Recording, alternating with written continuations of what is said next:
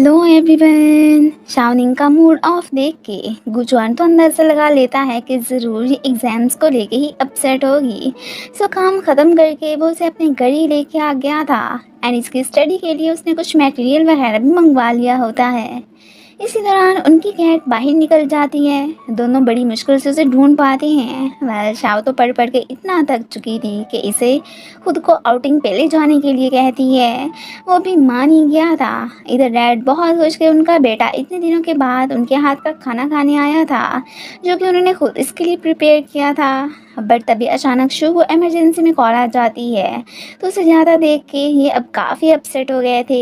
यहाँ से जाते हुए शू पास्ट की मेमोरीज में ही खो गया था कि कैसे एक दफ़ा शाओनिंग ने इसे कुछ लड़कों से बुली होते बचाया था। तब से इसने फैसला कर लिया था कि बड़े होकर ये शाओ को प्रोटेक्ट करेगा, अपनी तरह उसे किसी को भी बुली नहीं करने देगा। वो चुआन और शाओनिंग करोके पहुँच आए थे। अब जाके शाओ का कुछ मूड फ्रेश होता है। दोनों मिलके सिंगिंग करते हैं। इसके बाद जब गुचुआन इसे किस करता है तब तो लाइट ही चली गई थी।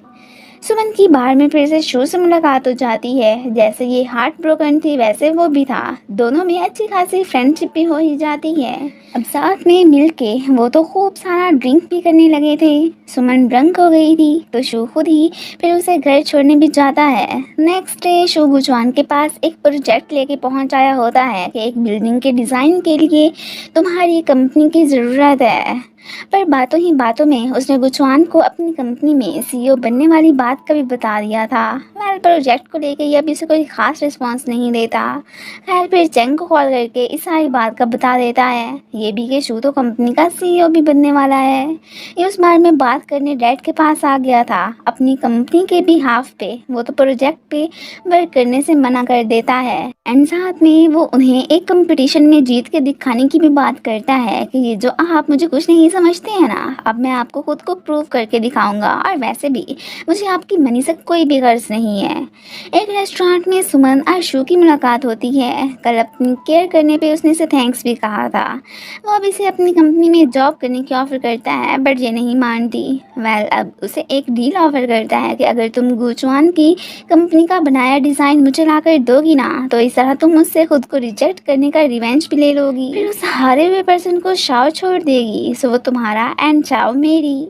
ये तो उसकी बातों को लेके सोच में ही पड़ गई थी। चैंग तो उस कंपटीशन को लेके बहुत ही सीरियस था, इसलिए एक मीटिंग अरेंज करके सबको अपना बेस्ट देने को कहता है। गुचुआन भी इसे भला कहाँ निराश कर सकता था, इसलिए पूरी टीम को अपने अपने काम छोड़ के बस एक अच्छा सा डिज़ाइन बनाने पे फोकस करने को कहता है। सभी वर्क में लग गए थे। सुमन छाव को अपने लिए बाहर से खाना लाने को कहती है। रेन स्टार्ट होने वाली थी तो वो थोड़ा सा डर रही होती है। अब ये सरप्राइज होकर गुचुआन से पूछने लगती है कि इससे क्या हो गया। गुचुआन फिर इसे बताने ही लगा था कि एक्चुअली में एक इंसिडेंट की वजह से ये रेन में बाहर जाने से घबराती है। तभी सुमन के मुंह से निकल जाता है कि हाँ, बारिश में हाई बिल्डिंग में फंसने की वजह से ऐसा तो होना ही था। अब ये सरप्राइज कि इसे उसके साथ हुए हादसे का कैसे पता। फाइनली इनका डिज़ाइन तैयार हो गया था। सभी बहुत खुश होते हैं। रात को गुचुआन ने इन्हें डिनर देने की ऑफ़र की थी।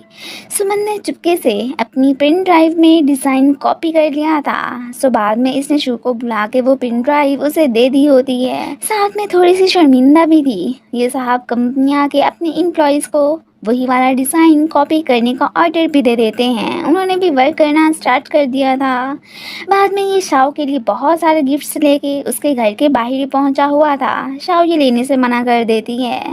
अब ये ज़बरदस्ती उसे गुचुआन की कंपनी को छोड़ के अपनी कंपनी को ज्वाइन करने को कहता है कि मैं बहुत जल्दी सीईओ बनने वाला हूँ। उसके इस बिहेवियर से शाओ को बहुत अजीब लगता है एंड वो मना करती घर के अंदर जाने लगती है कि अब ब्रदर शू को क्या हो गया है। कंपटीशन का दिन आ चुका था। गुचुआन की टीम की तो एकदम धमाकेदार एंट्री होती है। यहाँ पे तो बहुत सारे डिज़ाइनर्स अपनी अपनी प्रेजेंटेशन लेके पहुंच आए होते हैं। इवन कि इनमें शू की कंपनी भी शामिल थी। बट अब जब ये शू के बने डिज़ाइन को देखते हैं तो एकदम सरप्राइज रह जाते हैं कि ये तो हमारे वाला डिज़ाइन था ना। अब हम क्या करेंगे, सभी बहुत ही परेशान हो गए थे। गुचुआन काई को एक पिन ड्राइव दे के अपनी प्रेजेंटेशन देने लगता है। सभी सरप्राइज कि ये न्यू डिज़ाइन गुचुआन ने कब बनाया हमें तो पता ही नहीं चला। सुमन और शू की तो शक्लें फिर देखने वाली थी। शाओनिंग तो बहुत खुश होती है। असल में ये बैकअप डिज़ाइन उसने और गुचुआन ने मिलकर ही बनाया था। उन्हें क्या खबर थी कि उनका ये तैयार किया गया डिज़ाइन इतने मुश्किल वक्त में काम आएगा। यहाँ पे तो डायरेक्टर शिव तो गुचुआन से काफ़ी इम्प्रेस हुए बैठे होते हैं। सभी को उसे अप्रिशिएट करते देख के शू को बहुत बुरा लगता है। चैंग तो बहुत खुश था कि अभी चलो रिजल्ट तो नहीं आया, लेकिन आप सब ने डिज़ाइन बनाने में बहुत ही हार्ड वर्क किया है। वो तो सबके हार्ड वर्क की तारीफ ही करने लगा था। स्पेशली थैंक्स तो वो गुचुआन और शाओ को ही बोलता है। शाओ अभी उस पर्सन के बारे में जानने के लिए क्यूरियस थी कि आखिर ये सब किया तो किया किसने। गुचुआन को तो किसी अंदर वाले पर्सन का ही काम लगता है कि वही सारे कामों के बारे में जानता होगा। बाद में शू तो सुमन को डांटने ही लगा था कि तुमने जानबूझकर ही मुझे गलत डिज़ाइन दिया था ना। पर ये उसे कहती है कि ऐसी कोई बात नहीं है। वो खुद भी परेशानी थी कि आखिर उस बारे में मुझे क्यों नहीं पता चला। दूसरी तरफ शाओ के पूछने पे गुचुआन उसे बता देता है कि डिज़ाइन चोरी करने वाली सुमन थी। एंड साथ में सीसीटीवी कैमरा देखने पे उसे ये भी मालूम हो चुका था कि उस रात शाओ को बंद करके जाने वाली भी सुमन मैडम ही थी। शाओ तो सब जान के बहुत ही सरप्राइज होती है कि आखिर सुमन ने ऐसा क्यों किया। गुचुआन खुद उसकी इन हरकतों पे हैरान ही हो रहा होता है कि वाकई में उसने ऐसा क्यों किया। अभी जब ये बाहर घूमने जाने की बात करता है तो शाओ बहुत खुश होती है। ऑफिस के बाहर इनको साथ में देख के सुमन का तो फेस ही लटक गया था। फिलहाल तो उसने अपनी की गई मिस्टेक की गुचुआन से जाके माफ़ी नहीं मांगी थी। गुचुआन शाओ की फैमिली को लेके इन्हीं के पुराने घर पहुंच आया था। आंट को तो अब इसके और गुचुआन के रिश्ते से कोई एतराज़ नहीं रहा था। वो था ही इतना अच्छा, सबका ख्याल रखने वाला, सो उसे दामाद बनाने में इन्हीं क्या दिक्कत। एक ग्रैंडमा के पास बैठी थी तो गुचुआन उसे कॉल करके ही बात करने लगता है। चैंग घर पे लाइट ठीक करने ही लगा था तभी उसे करंट लग जाता है। गिरने से उसकी कमर में पेन होने लगा था तो यैन फिर उसे मेडिसिन लगाने लगती है। वह साथ में परेशान भी थी। तुम इतनी अच्छी लाइफ छोड़ के यहाँ पे जो रह रहे हो, किसी दिन मुझे छोड़ के चले गए तो फिर क्या होगा। वो उसे श्योर करवाता है कि ऐसा कुछ नहीं होने वाला, डोंट वरी।